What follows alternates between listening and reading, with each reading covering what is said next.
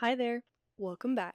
My name is Madison Harris, and I will be your host for another episode of Mom Talk. Motherhood isn't always sunshine and rainbows, sometimes you're elbow deep in baby shit, and I'm here to get you through it. Thank you all for letting me be extremely vulnerable with all of you last week. I really appreciate it. This week, I invited a new guest that has yet to be featured on Mom Talk to discuss a very big topic. Medical negligence, or better known as medical malpractice. Both I and my guest have experienced medical malpractice, and so I've invited her to tell her story of what happened. If you thought my birth story was scary, just wait, because Isabelle's story is much, much scarier. Medical negligence, also known as medical malpractice, is a legal term that refers to a healthcare professional's failure to meet the standard of care resulting in harm to the patient. Some examples include diagnosis errors, failure to diagnose a condition, misdiagnosis, or delayed diagnosis, medication errors, wrong site surgeries, failure to warn a patient of known risk with a medication or treatment, anesthesia errors, birth injuries, lab errors, or radiological errors. In 2024, medical negligence resulted in approximately 9.5% of all deaths in the United States, making it the third leading cause of death. I would include stats from 2025, however, the year has not concluded, but it's projected that approximately 1 in 10 patients will experience some form of medical error, although only a small fraction of these errors will lead to medical malpractice lawsuits. Not only is it devastating to go through medical malpractice, but it's absolutely even more devastating to not really be able to sue for that malpractice. It's ungodly expensive to take someone to court to sue them, but also there aren't many lawyers that are even willing to take on a medical malpractice case. That's why only a small fraction of medical malpractice cases actually go to court. Personally, I don't think my case was bad enough to sue. While I did experience a lot of trauma and a lot of pain, I don't think it was bad enough to take it to court. However, Isabelle's case is a lot different. She almost lost her life due to the neglect of her care workers. She's been a friend of mine for several years now. She's a mom, she's a teacher, and she's also a paranormal investigator. Her and her friend Madison go out and investigate these haunted places, and then they record them for podcast episodes. Chasing Midnight is the name of their podcast, and it's absolutely amazing. It's one of my favorite and most played right now. I'll include all of the links to find their podcast in the description below.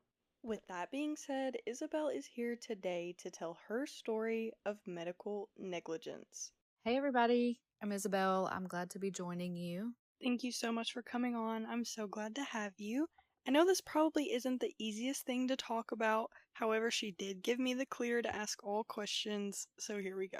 First things first, I wanted to ask you how your experience has affected you to this day. Like, are you more wary of doctors? Has it changed what you're able to do on a daily basis? I won't say that it has changed the way that I trust doctors.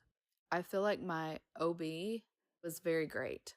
When it comes to the pregnancy part of it all, my doctors were fantastic. And I did have some amazing nurses in the hospital. I just feel like this one specific institution I don't like. I have my own personal vendettas against, but I can't say that the healthcare system as a whole is just a big scam. I was left with preeclampsia from my complications that they never caught.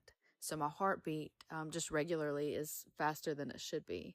So I'm not able to do things that I was able to do before, just because I'll start feeling faint or like sick to my stomach if I get going too much. But part of that also means that I am not likely to be able to have any more kids. I'm kind of a one and done situation because we're not sure how my heart would be able to handle it if I were to get pregnant again. Ideally, I would like more. I'd like maybe 1 or 2 more, but it'll have to end up being fostering or adopting, which I'm fine with.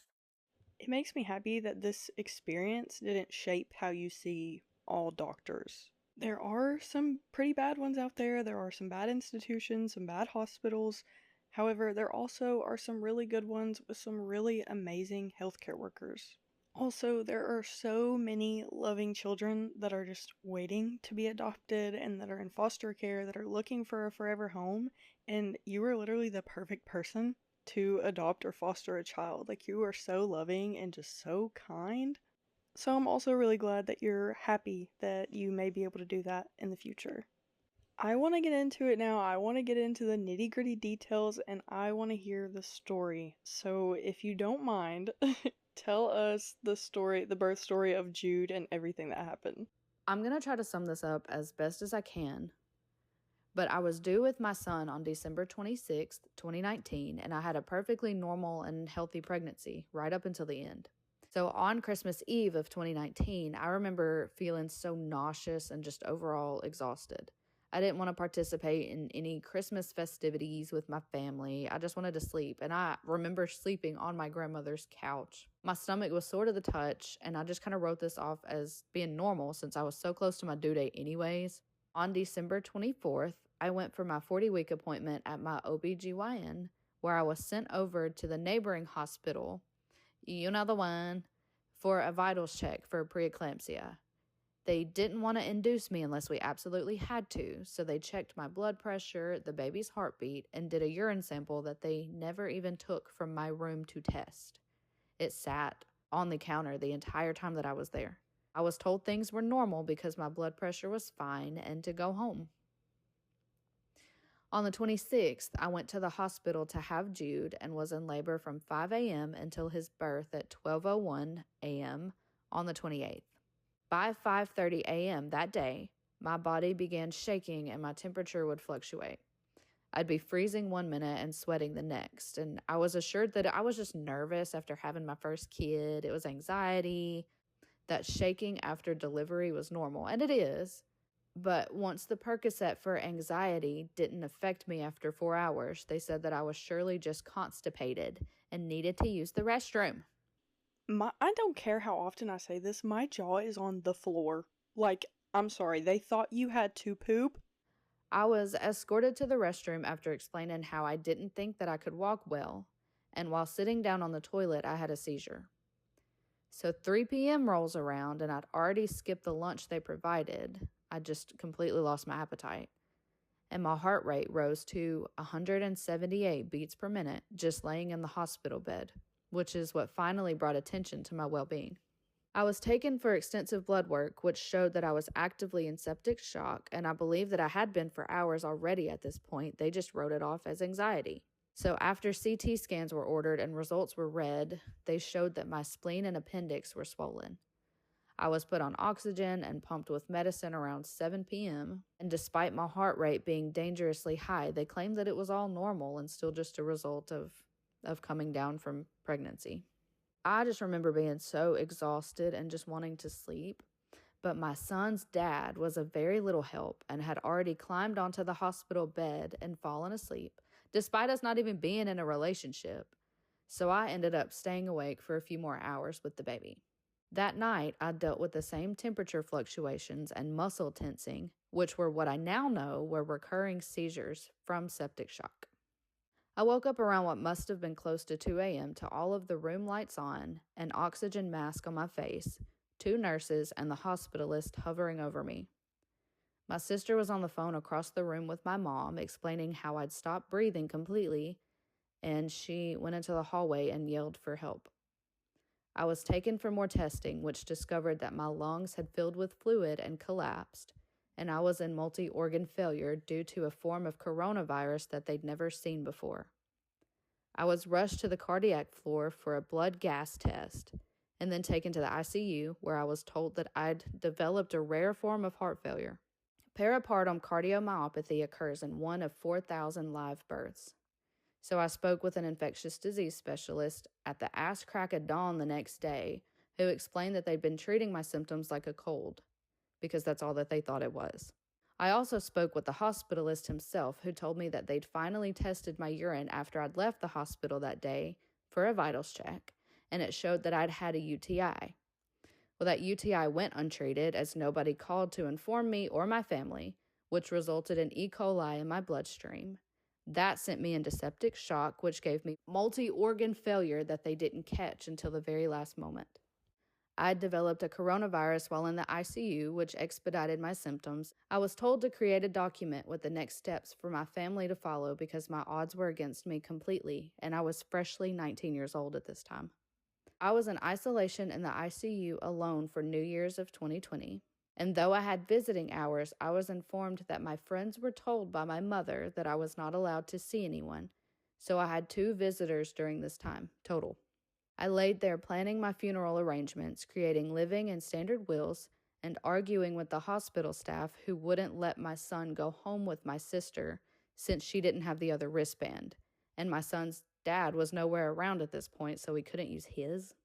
I went 10 days in the ICU with no shower or way to get cleaned off whatsoever.